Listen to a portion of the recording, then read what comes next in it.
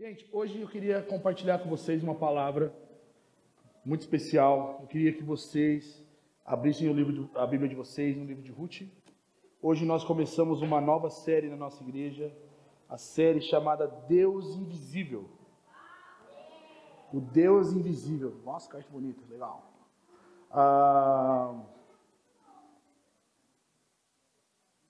Interessante aquela frase de Spurgeon, gostei.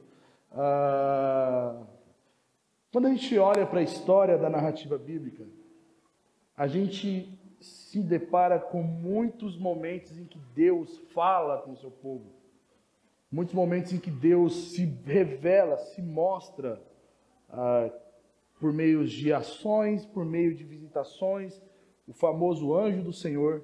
E a Bíblia, ela tem como foco principal contar a história de Deus, e não a história dos homens. Só que a história de Deus, ela é formada por um desfecho final que visa a glória do próprio Deus. Ou seja, a Bíblia conta a história de Deus para a glória dele mesmo, para que ele seja conhecido, e demonstra essa glória do nosso Deus por meio de toda a sua história. Só que dentro da história de Deus, Deus envolve histórias de pessoas comuns. As nossas histórias, as histórias de pessoas imperfeitas, e essas histórias fazem parte da história perfeita de Deus. Um dia vocês vão ver a minha foto no site do Pensador com a seguinte frase que eu falei nesse púlpito: as nossas histórias não mudam a história de Deus, mas a história de Deus nos muda para sempre. Né? Então, se um dia quiser tirar uma foto e colocar no Pensador, não é do Spurgeon, essa frase é minha, tá? Saiu desse púlpito, original.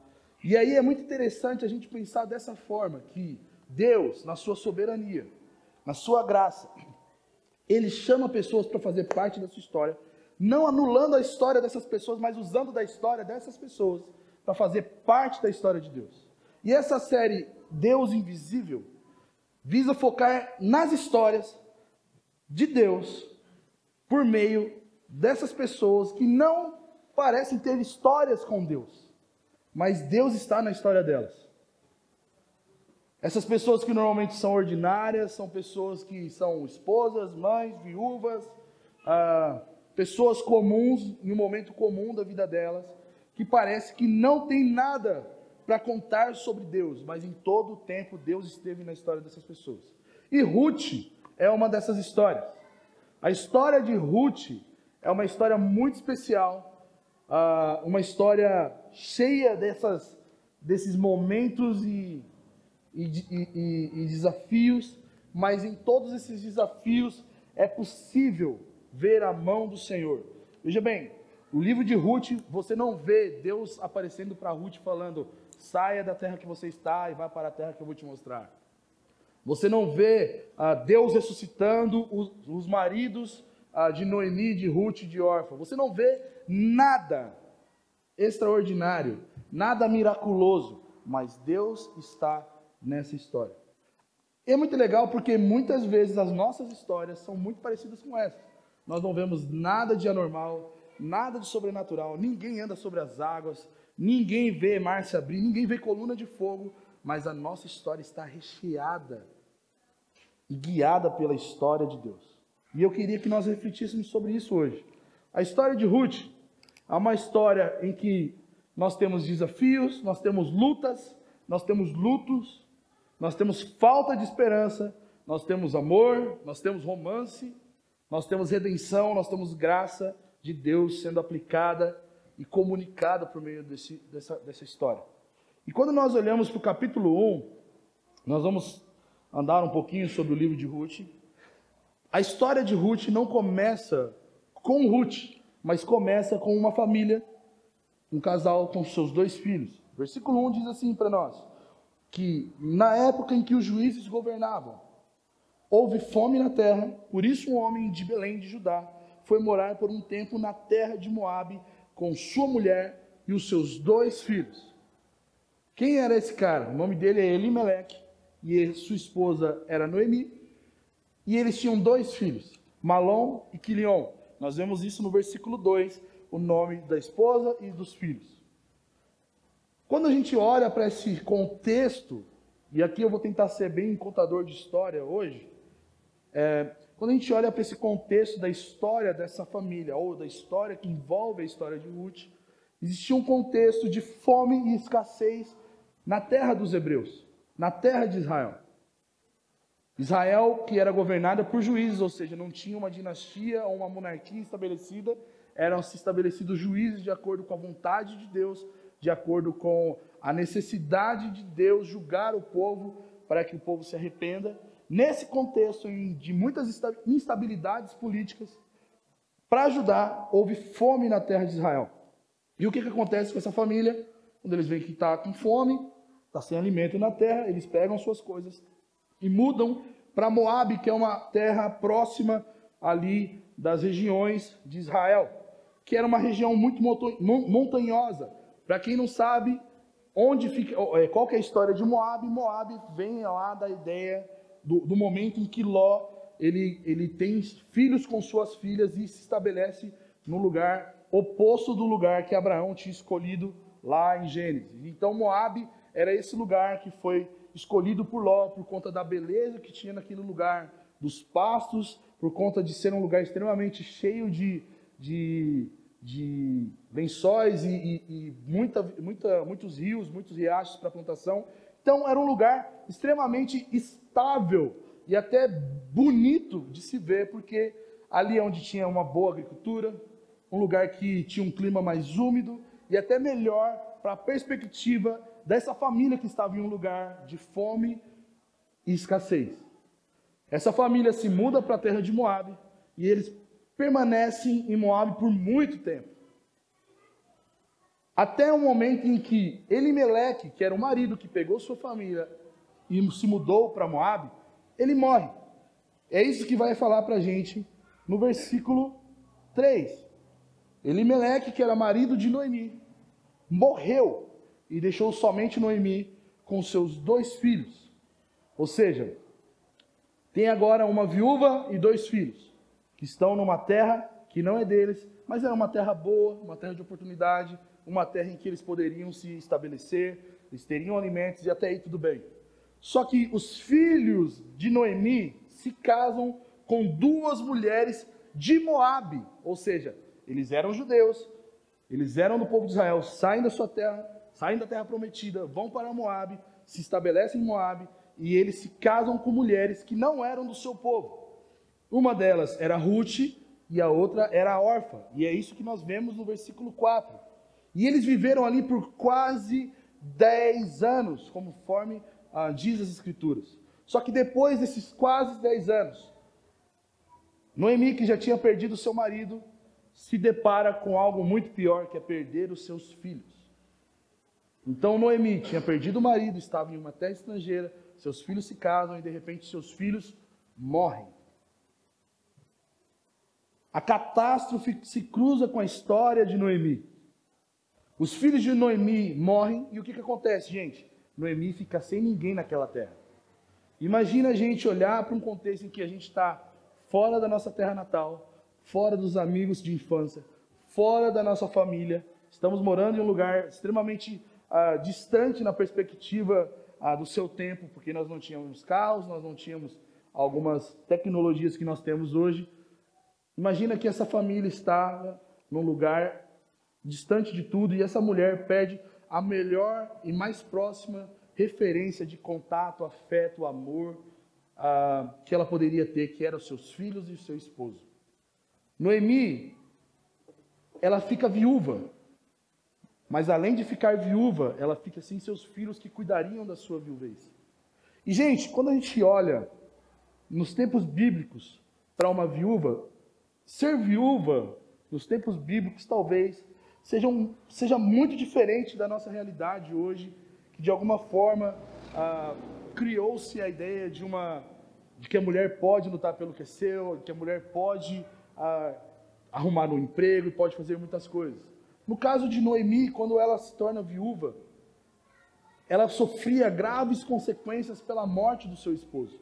E por quê? Quando o esposo morria, essa mulher ela perdia sua posição social e econômica, tornando praticamente uma pessoa sem teto, uma pessoa sem valor para a sociedade. E é por isso que quando nós vamos para Deuteronômio, para Levíticos, nós vemos Deus estabelecer na sua lei um cuidado especial para com órfãos e viúvas. Por quê? Porque ele ama e ele é o Deus dos desamparados. Salmos vai dizer que Deus é pai de órfãos e cuidador de viúvas. Deus se compadece daqueles que estão em vulnerabilidade. Deus se compadece daqueles que estão em situação de desamparo. Deus se posiciona em relação a isso para que o seu povo, a nação escolhida de Deus, se posicionasse em favor dos desamparados, para que cuidasse das viúvas e dos órfãos. Só que imagina para Noemi, sabendo que o seu Deus estabeleceu isso para o seu povo, estando em uma terra distante, estrangeira, que não tinha esses costumes. Essa mulher estava totalmente desamparada. Além de ela ter perdido o marido, ela perdeu seus filhos, que tinham os seus compromissos e obrigações de cuidar da sua mãe. Ela estava em uma terra estrangeira, sem ninguém com ela. E Noemi, quando nós vemos a história se desenrolar no versículo 5 diz que ela ficou sozinha, sem os 2 filhos e os maridos. No versículo 13 vai dizer assim: a minha amargura é maior do que a vossa, pois a mão do Senhor se voltou contra mim. Essa mulher que saiu de Belém, em um momento de crise financeira do seu país, das suas terras, foi para um lugar melhor, foi para um lugar para recomeçar a vida, para ter maior estabilidade, agora estava sem chão, porque tudo tinha se tirado dela e ela estava num lugar estranho. E o que ela pensa de primeiro é que Deus, Todo-Poderoso, julgou ela por ter abandonado o seu povo. Noemi chega a cogitar que está sendo julgada por Deus. Tamanho era a sua perda e seu sofrimento.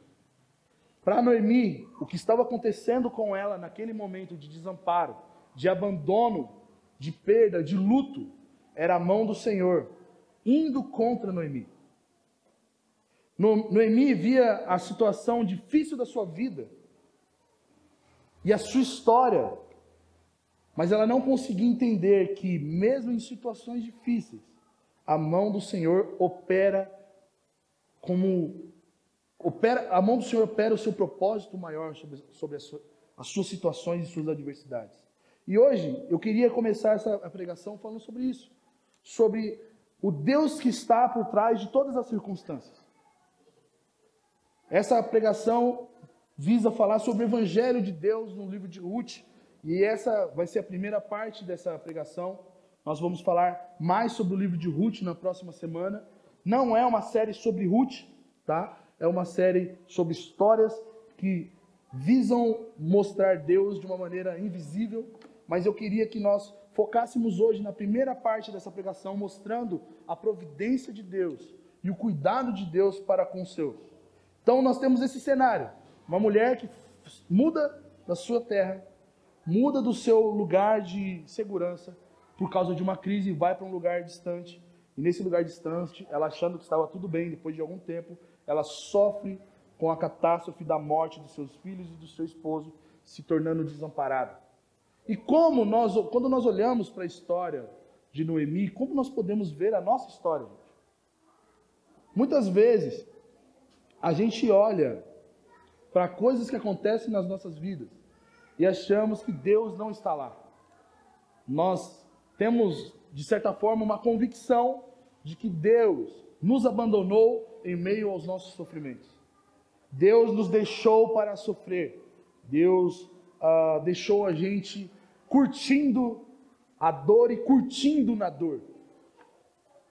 E essas situações, esses momentos de dificuldade das nossas vidas, normalmente fazem com que a gente ache que Deus largou mão do controle das nossas vidas. Deus nos abandonou, Deus não está mais controlando as nossas vidas, porque o que está controlando as nossas vidas é dor e sofrimento. E é isso que acontece com Noemi. O abandono estava tomando conta de Noemi. A dor do luto estava tomando conta de Noemi. O fator de ser uma mulher estrangeira em um lugar que ela não tinha referências de família estava consumindo Noemi. Mas ela tinha esquecido que mesmo em meio a tudo isso, a mão do Senhor era sobre ela. E muitos de nós aqui nessa sala temos essa dificuldade de olhar para, em meio às dores e sofrimentos que nós estamos, como algo que mesmo assim, nesses momentos e nesses lugares, nós estamos ainda sobre as mãos do Senhor. E aqui, gente, a gente entra para um segundo ponto, que é justamente falando sobre a mão do Senhor, a mão guiadora de Deus em meio às dores das nossas vidas. De maneira muito sutil, mas extremamente significativa, nós vemos a mão de Deus guiar os eventos dessa história, desse livro de Ruth. Noemi, depois que está numa situação de desamparo, ela ouve falar que o Senhor havia visitado o seu povo em Israel. Ruth capítulo 1, versículo 6 vai dizer assim: quando Noemi ouviu falar que o Senhor havia visitado o seu povo, dando-lhes alimento, ela decidiu deixar a terra de Moabe e voltar com as noras para a sua terra. Então ela partiu do lugar que havia morado com as duas noras, enquanto voltava para a terra de Judá. Então pensa comigo, deu tudo errado com os planos de Noemi, estava sozinha, e aí ela recebe algum recadinho, um scrap no Orkut da época, nossa, fui longe agora, um WhatsApp no seu celular da época, e fala: cara, Belém agora foi restaurada, tem alimento, o Senhor visitou, as coisas melhoraram. O que ela vai pensar? Bom, já está dando tudo errado aqui mesmo, o esquema é eu voltar para a minha terra. E essa atitude de Noemi, e quando nós lemos, aparentemente a gente acha que quem está cuidando da vida de Noemi, cuidando dos momentos e da história, parece que é Noemi que decide ir embora, Noemi que decide voltar, mas aqui o texto vai dizer para a gente que ela ficou sabendo que o Senhor havia visitado o seu povo. E ao saber que Deus havia visitado o seu povo, a gente vê Noemi saindo de Moabe, voltando para a sua terra com suas duas noras que são de Moabe. Parece que Deus está agindo, mas de maneira bem peculiar, bem pequena, bem invisível. Mas é nesse momento, nessa história, nesse momento da história, que nós vemos a história triste de Noemi e de Ruth começar a se encontrar com a história de redenção de Deus. É nesse momento de luta, perda, crise, dor, sofrimento, que nós vemos a história com tudo isso se encontrando com a história de Deus. E aí, vamos continuar vendo aqui a história no versículo 8. Noemi pega essas duas noras e começa a caminhar para Belém. Só que de Moabe para Belém é uma distância mais ou menos de 160 quilômetros a pé. Para elas daria em média de uma semana de caminhada. Então imagina que elas começam a andar sentido Belém e de repente Noemi, ela para e fala: minhas noras, vem aqui, vamos conversar. Vamos ser sincera.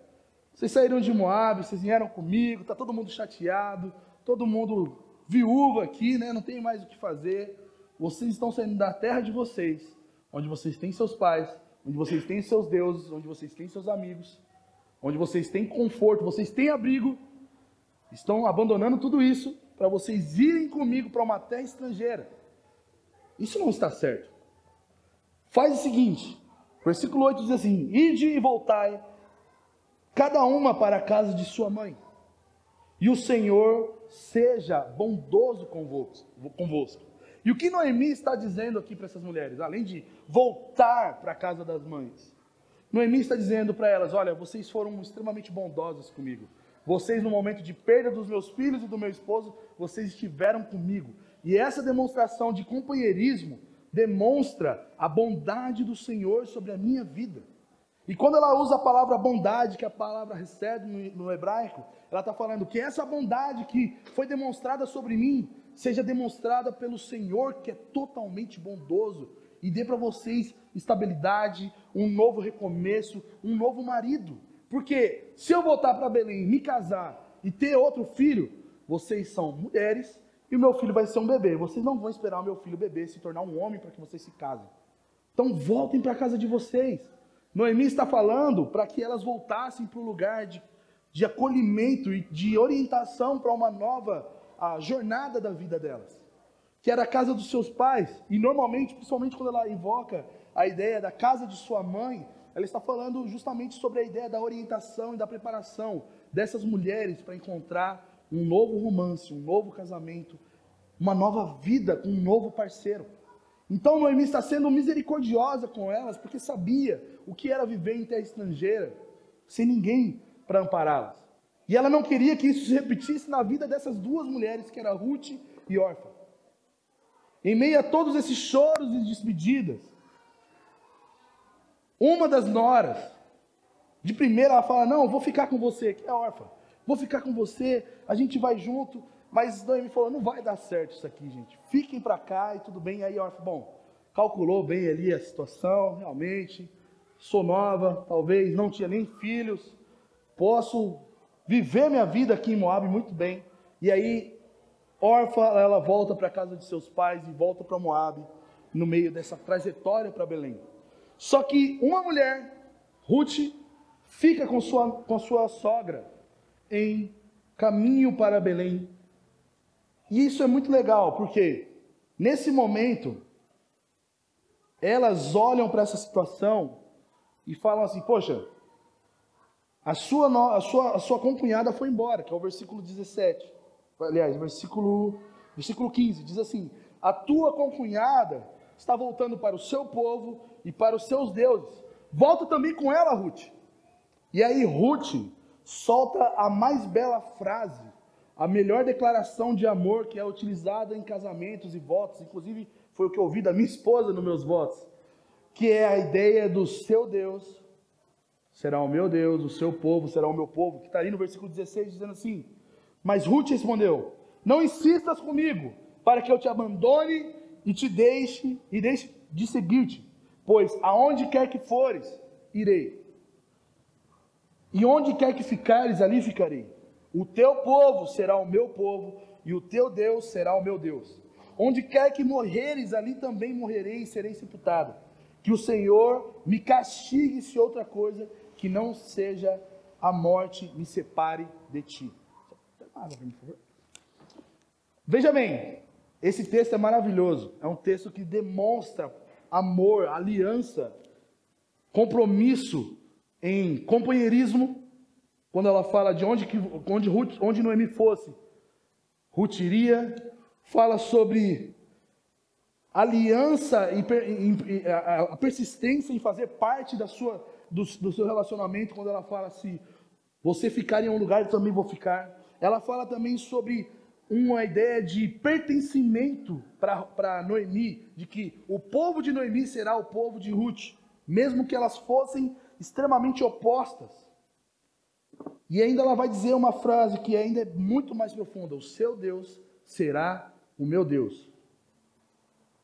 Ou seja, eu estou abrindo mão de tudo aquilo que eu aprendi em Moabe, como religião, costumes, até mesmo os deuses que eu tinha em Moabe. Eu abro mão desses deuses, eu considero eles como falsos deuses para mim, porque eu sei que o seu Deus, Noemi, será o meu Deus, porque ele é o Deus verdadeiro. Mas aqui não é uma ideia somente de confissão de fé, é uma ideia de eu estou casada com você até mesmo no servir o seu Deus. E aí ela tem também no versículo 17 um compromisso, que é o compromisso de cuidado com Noemi até na morte e após a sua morte, porque ela fala, onde você morrer, eu também quero morrer e ser sepultada. Ou seja, a nossa aliança é para além dessa vida. Falando isso para um casamento, isso é muito bonito. Agora, eu acho que eu não teria coragem de falar isso para minha sogra. Confesso o meu pecado.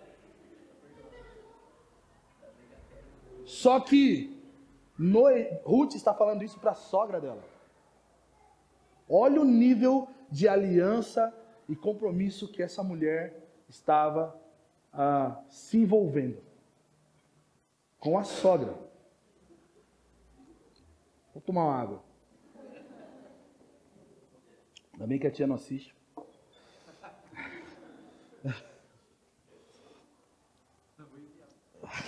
Sacanagem, cara.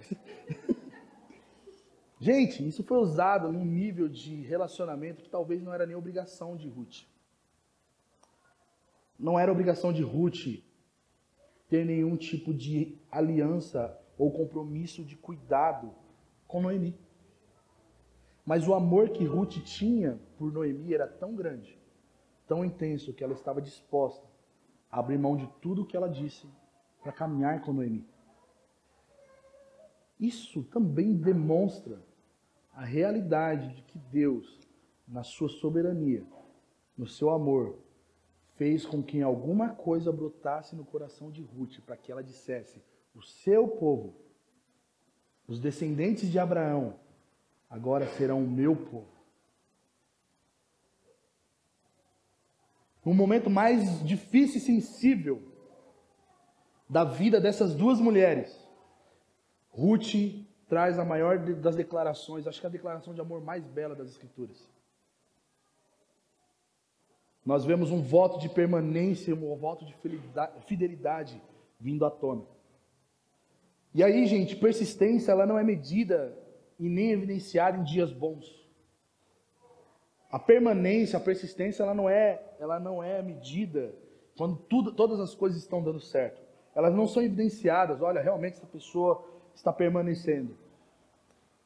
São nos dias em que tudo dá errado que nós vemos realmente, nós temos fidelidade e compromisso em permanecer com as alianças que nós nos propomos a viver. São nos dias de dor, são nos dias de crise, são nos dias em que nada está cooperando e para você permanecer nesse lugar. São nos momentos de abandono, nos momentos de dúvidas e incertezas, em que tudo coopera para nós largarmos mão, que a nossa persistência, a nossa permanência, ela é testada e evidenciada. Quando a gente vai olhando para a história de Ruth, elas chegam em Belém. No versículo 22 vai dizer que elas chegam em Belém no início da colheita de cevada. Ou seja, elas estavam chegando no momento de bastante bonança, porque estavam em um momento de colheita. Assim, despretensiosamente, elas chegam num bom momento para chegar em Belém. Quando a gente olha para a história, no começo do capítulo 1 e no final, parece que o autor bíblico ele traz uma ideia de mostrar o que estava acontecendo e como se desfez, como se fosse fechar o ciclo da situação. Quando a gente vai para o capítulo 1, no começo de Ruth, nós vemos que existia uma crise em Belém. Então, Noemi tinha uma família bonita, uma família saudável, todo mundo vivo. O que eles fazem? Saem fora de Belém, porque a Belém estava em crise. Era a melhor oportunidade para aquele momento ser vivido. Mas quando a crise vem a Noemi, quando o luto vem para Noemi, o abandono, o desamparo vem para Noemi, Belém está no seu melhor momento de política, de cidade, de economia. Belém tinha alimento, estabilidade, era o melhor lugar para se viver no momento de crise. E o que isso nos ensina nessa manhã? Isso nos mostra que não são as circunstâncias internas e externas, ou externas, que guiam aqueles que são escolhidos por Deus. É a mão guiadora de Deus, em todas as ocasiões, que servirá de consolo e norte para essas pessoas. Porque, veja bem, não foi uma crise política que fez com que Noemi saísse de Moabe agora. Foi uma crise interna dela. Mas também nós podemos dizer que o fator de Belém estar sendo o melhor lugar para se viver, não era um fator de Belém, intrinsecamente. Não era algo específico de Belém, mas a mão do Senhor. Não era Noemi ou Belém, nem as questões favoráveis ou desfavoráveis que estavam guiando essa história. A única coisa que guiava essa história era a mão do Senhor. E é assim nas nossas histórias. E aí quando nós falamos sobre a providência de Deus, nós seguimos a história no livro de Ruth. Capítulo 2 começa dizendo que Noemi tinha um parente por parte do marido, que era um homem rico e influente, e o nome dele era Boaz. E um dia Ruth estava lá, já em Belém. Quando Noemi e Ruth chegam em Belém, o pessoal fica sabendo, chega um alvoroço. É isso que vai dizer ali no versículo 18. versículo 18, 19 do capítulo 1, que a cidade fala, essa daí não é Noemi, que saiu aqui com os filhos na época da pobreza, agora está vindo quebrada, o que está acontecendo? Ela veio só para comer a nossa cevada, e aí Noemi fala, eu fui abandonada pelo Senhor, e não me chamem de Noemi, me chamem de Mara, porque agora eu sou uma mulher amargurada. Então pensa bem que a chegada de Noemi e Ruth para Belém, que era uma cidade com pouquíssimos habitantes, estava fazendo muito barulho, né? E aí elas chegam e chegam na cidade em que tem um cara que é muito rico e influente. E aí Ruth está lá com sua sogra em Belém, vendo todo aquele campo de cevada. Ela falou, sogra, me libera aí para cuidar, para arranjar alimento para a gente, para eu colher algumas espigas de cevada, porque eu acho que isso vai nos alimentar, isso vai ser bom para mim, sair um pouco de casa, e tudo bem. E aí, gente, no versículo 3, vai dizer que, por coincidência, Ruth estava colhendo as espigas dos ceifeiros e, por coincidência, aquela parte da plantação em que ela colhia era justamente do parente por parte de marido de Noemi chamado Boaz. Por coincidência,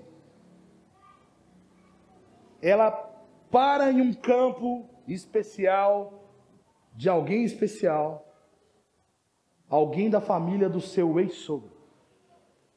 Mas aí o texto continua dizendo, no versículo 4, que naquele momento, então ela chegou e foi começar a colher, e por coincidência ela caiu na terra do cara. E naquele momento, naquela hora em que ela estava colhendo, o versículo 4 vai dizer que Boaz também chegou em Belém. Isso é melhor do que qualquer filme de Hollywood. Cara, isso é melhor do que qualquer filme clichê de romance. Pensa bem, você está toda quebrada. Você vai para um lugar e cai na terra de alguém que você precisava cair. Mas não somente isso, o dono da terra chega na hora que você precisava ser vista por ele. Ambos solteiros. Eita! Né? Só que além disso, de ser um homem rico, um cara da família e tudo mais, a Bíblia deixa bem claro que Boaz, além de ter toda essa coisa favorável, vai dizer que Boaz era um homem piedoso. Vai dizer que Boaz, ele tinha um respeito e ele estava comprometido, não com Ruth ou com Noemi, ele estava comprometido com o Senhor. Então fica a dica para as irmãs solteiras, mais do que beleza e riqueza, veja se o irmão é comprometido com o Senhor. E onde evidencia-se isso? No versículo 8, até o versículo 9, Boaz, ele se encontra com Ruth e pergunta, na verdade antes um pouco, Boaz vê Ruth ali pegando as espigas e fala, quem é essa moça aí e tal? Aí o pessoal fala, uma moça aí que veio pedir uns negócios aí e tal, deixa ela trabalhando aí. E Boaz vai diretamente para Ruth, no versículo 8 diz, escuta minha filha, estranho um cara solteiro chamar a outra moça de filha, mas tudo bem, né, é o palavreado no momento, né? Escuta minha filha, não vás colher em outro campo, nem te afastes daqui, mas fica com as minhas servas. Fica atenta para onde estão ceifando e vá atrás das moças. Estou dando ordens aos moços que não te incomodem. E quando tiver sedes, vá até os potes e bebe do que os moços tiverem tirado. Aqui tem duas coisas. É óbvio que tem a sagacidade de Boaz olhando uma mulher solteira e bonita, provavelmente. Mas existe uma coisa em que Boaz está cuidando de uma desamparada na sua terra. Então Boaz, ele não era um cara somente interesseiro. Ele demonstrava piedade e devoção, porque ele estava cuidando de alguém desamparado. Só que também Boaz, ele era alguém especial na história. Ele era o resgatador da casa de Elimeleque. E aí, que papo é esse de resgatador? Levíticos, capítulo 25, do versículo 25 ao 55, nós não vamos ler, mas se você quiser ler, fique à vontade. Nos traz a lei do Redentor. A lei do Redentor era uma lei que Moisés, através do Senhor, estabelece para o povo de Israel, de que quando um parente da sua casa ficasse pobre, quebrasse, vendesse as coisas, ele, sei lá, fizesse dívidas e tivesse que vender tudo que ele tinha, quem fosse o parente mais próximo, com condições, deveria comprar e tomar por sua propriedade tudo aquilo que o parente quebrado se desfez. Nesse caso, nós temos um problema, que não era uma questão de parente quebrado, era pessoas mortas. Então, temos Noemi, que perdeu o marido, nós temos Ruth, que perdeu o marido, e possivelmente alguma coisa que eles tinham em Belém, para que Boaz seja o principal resgatador para aquele momento. Então, em um momento de pobreza, em um momento de crise, esse redentor, ele poderia entrar em ação para tomar tudo aquilo para ele. Então pensa bem, ela chega chateada, triste em Belém, vou pegar umas espigas de cevada, cai no campo do cara, o cara chega na hora e esse cara é o resgatador dela. Coincidência, né? Tudo bem. No capítulo 3, nós vamos ler ele na próxima semana, nós vemos a história se desenrolando e vendo Noemi, ao saber que Boaz estava vivo, rico, bem sucedido, solteiro, fala para Ruth, Ruth, seguinte, deixa eu contar um negócio para você, não sei se você sabe, mas só papo de mulher, esse cara ele pode ser seu marido, não é nem se ele gostar de você, ele precisa ser o seu marido, porque a lei do Senhor dá isso aí. Então vamos fazer o seguinte, vamos montar um negocinho aqui, e você vai viver uma coisinha diferente ali e vai induzir Boaz a casar com você. E foi basicamente isso que acontece no capítulo 3. Capítulo 3, Noemi dá algumas instruções, deita sobre os pés deles, faz isso, faz aquilo, não sei o que, e aí quando ele acordar você vai ver se ele vai querer te resgatar ou não. E aí Ruth na hora fala, seja meu resgatador, a coisa mais linda, coisa mais romântica, no meio de um campo cheio de grãos e coisas, os dois deitados, aquela coisa bem linda, né? Com luzes baixas, assim, foguinhos, barulhos. Seja meu resgatador, Boaz. E aí ele fala, tem um problema, eu posso ser seu resgatador. Mas vou dizer uma coisa para você. Tem outro parente do Elimeleque que está vivo. E aí a gente vai ter que brigar para ver se ele quer você ou não. Só que, olha a sacada de mestre de Boaz. Para ser resgatador de Ruth, também teria que ser resgatador de Noemi. Ou seja, vamos voltar lá para a história, o seu Deus será o meu Deus, o seu povo será o meu povo, abençoou o Boaz, né? E aí, gente, ele chega na história, no capítulo 4, na porta da cidade, como as coisas eram resolvidas no antigo tempo, e ele vai e fala para o cara, é o seguinte, nós temos aqui um broto, que pode ser seu ou pode ser meu, nós não vamos tirar no 2 ou 1, nós temos um agravante, a sogra está com ela. E aí, você vai querer o broto e a sogra? Ou só o broto? Né? Vem a surpresa, legal isso aí.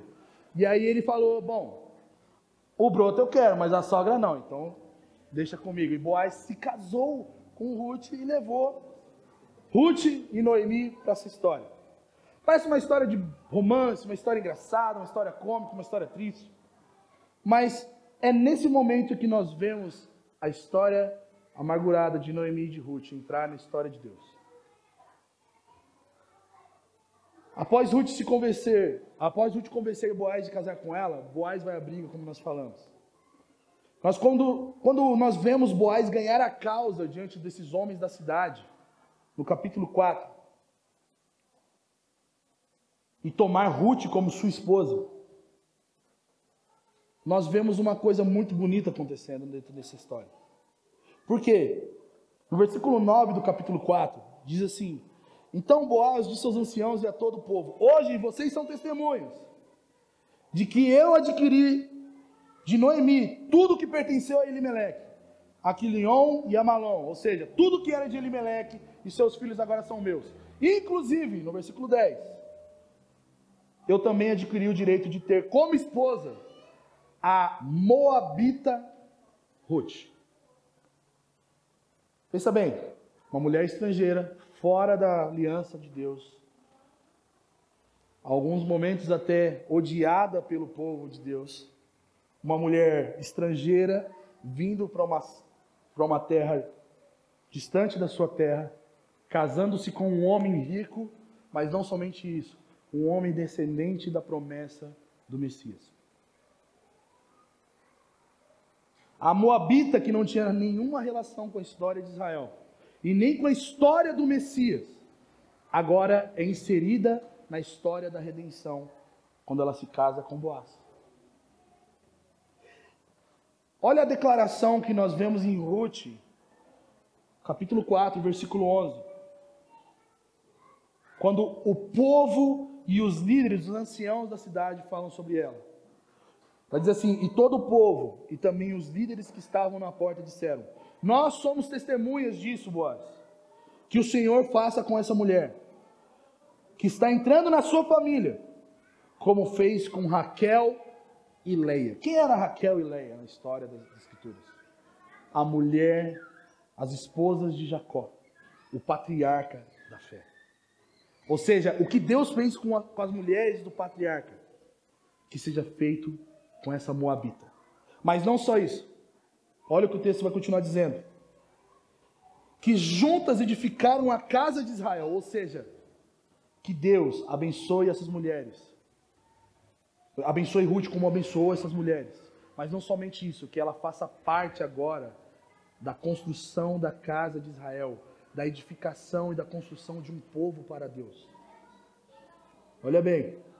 E aí, o versículo continua dizendo: torna-te poderoso em Efrata e famoso em Belém. Ou seja, os homens, os anciãos dessa cidade estavam reconhecendo que aquela união que poderia ser um casamento misto ou pudesse ser qualquer problema para a história de Deus, agora estava sendo abençoado, dizendo que essa união frutifique e seja bênção para o povo de Deus. Versículo 12 vai dizer assim: e com os descendentes que o Senhor te der dessa moça, Ruth, que a sua família seja como a de Pérez, que Tamar deu a Judá. Aqui, gente, é muito interessante a gente olhar que essas citações não estavam sendo citações proféticas e citações simbólicas, mas uma realidade do que realmente estava acontecendo na família de Boaz, que era descendente de Pérez, que é um seu ancestral, que é um dos filhos de Judá, que Judá é filho de Jacó, que Jacó é filho de Isaac, que é filho de Abraão. Ou seja, Ruth, que não tem nada a ver com a história de Deus, agora, com toda a sua história de amargura, com toda a sua história de sofrimento, se casa com um homem que colocou ela dentro da história de Deus. Só que o que é mais bonito? Vamos lá para Mateus, capítulo 1.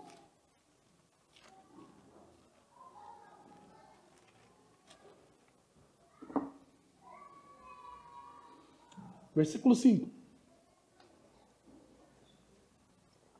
Diz assim: Salmão gerou de Raabe Boaz. Boaz gerou de Ruth Obed. Obed gerou Jessé. Jessé gerou o rei Davi. Mas que texto que a gente está lendo? A genealogia de Jesus. Ruth, quando se casa com Boaz e tem filhos, ela é bisavó do rei Davi, que é pai de Jesus. E o que nós aprendemos com essa história nessa manhã? A história de Ruth começa com uma grande adversidade, com um grande cenário que deu tudo errado. Não quero nem ver o final dessa história. Começa com fome, com morte, com deslocamento, com desamparo. Só que no meio de todas essas dificuldades, irmãos, a providência de Deus sempre esteve presente. E essa providência de Deus presente, ela traz esperança e restauração para essa mulher. Quando nós olhamos nos comentaristas bíblicos, um deles, quando falam de Ruth, é Calvino. E Calvino enfatiza que mesmo em tempos de sofrimento, mesmo em tempos de dificuldades, todo aquele que é salvo, todo aquele que é filho de Deus, os fiéis, eles podem confiar que Deus está operando todas as coisas para o bem deles. É aquela ideia que Paulo fala que todas as coisas cooperam para o bem daqueles que amam a Deus e são chamados segundo os seus propósitos. A segunda coisa que nós aprendemos com a história de Ruth, que é muito bela, é que Ruth, ela é marcada por companheirismo e fidelidade. E companheirismo e fidelidade em meio às diversidades, eles são testados e evidenciados, como nós falamos. Abandonar todas as coisas para seguir Noemi não deve ter sido fácil para Ruth. Mas valeu a pena. E isso também valeu a pena. E nisso também contamos com o auxílio da providência de Deus em nos guiar em momentos difíceis. E o que eu quero enfatizar para você nesse momento? Quantas pessoas aqui, talvez, olhando para a sua jornada, até 11h41 desse domingo, olham e se orgulham de tudo aquilo que viveu? Quantos, talvez, não mudariam algum episódio da sua vida? Quantos, talvez, aqui rasgariam sua história para sempre e que queriam viver, a partir desse momento, uma nova história?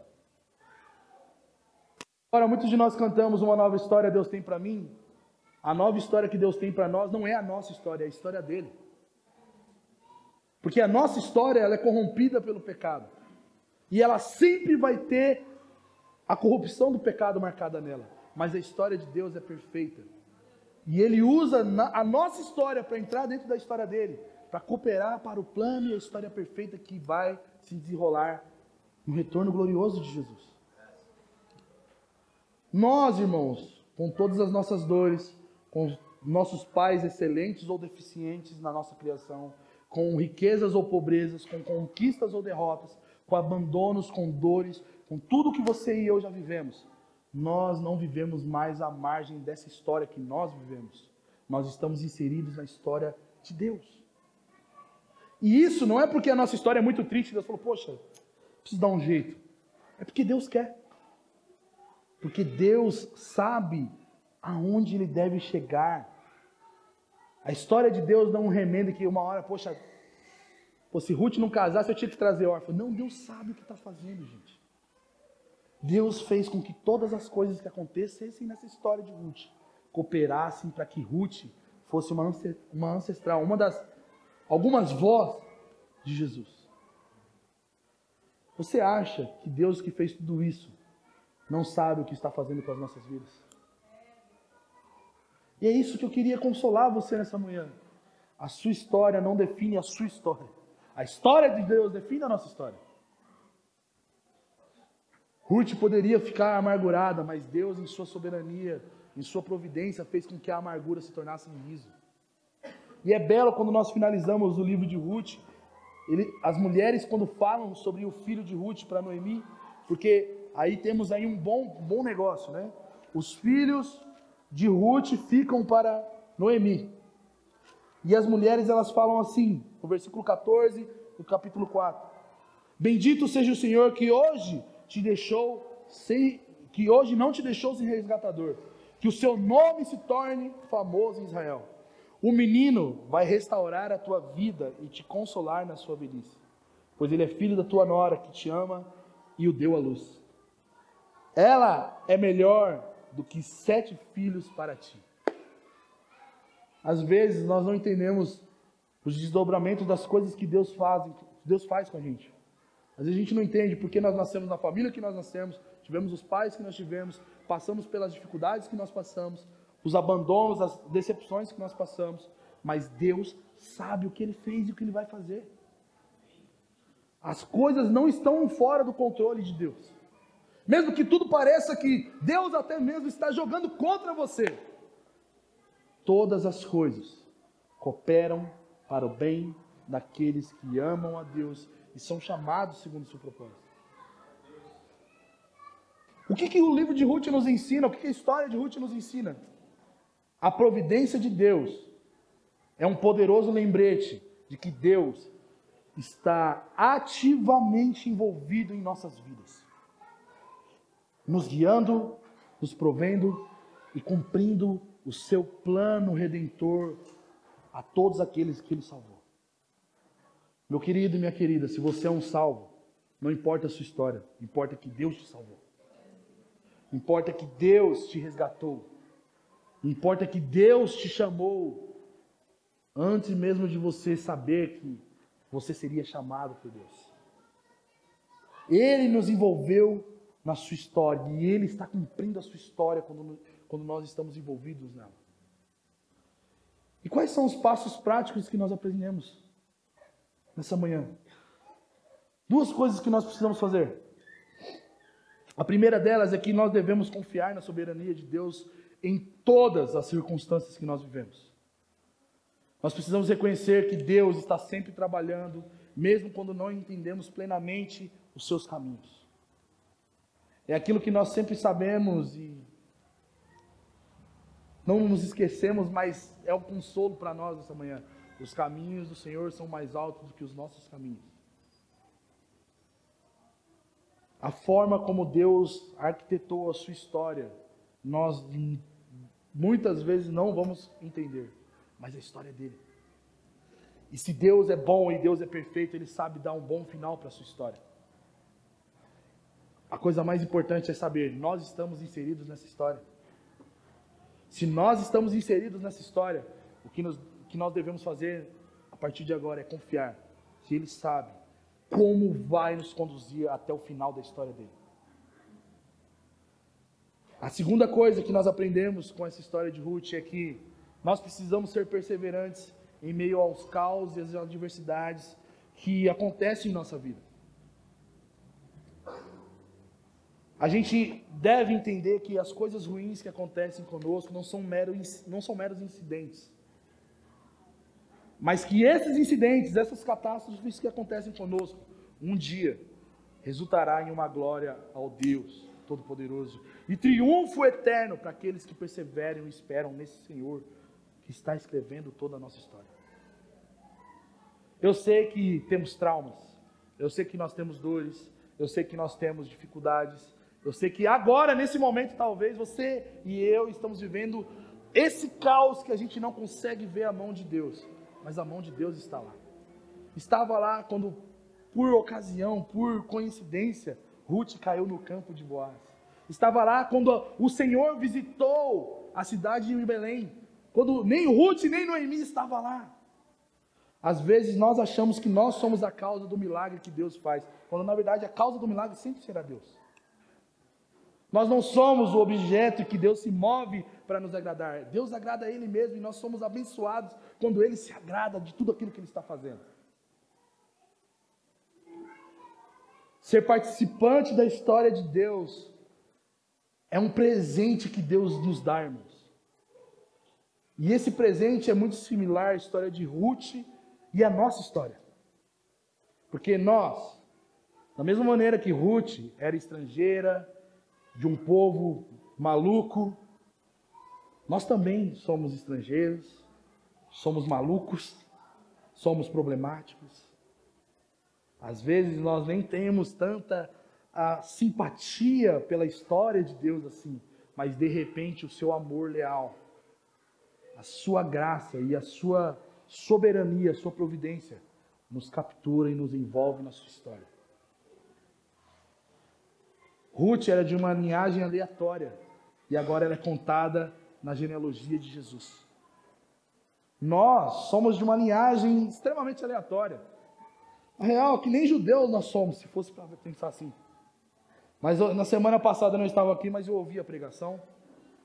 E o fato de eu ser alguma coisa ou não ser não conta nada comparado à soberana vontade de Deus em querer ou não nos salvar. Se Deus nos salvou, Deus não olhou para nós e viu as nossas possibilidades de sermos alguma coisa para Deus. Ele simplesmente nos salvou, irmãos. Isso é motivo de nós nos alegrarmos, porque isso é graça e misericórdia de Deus.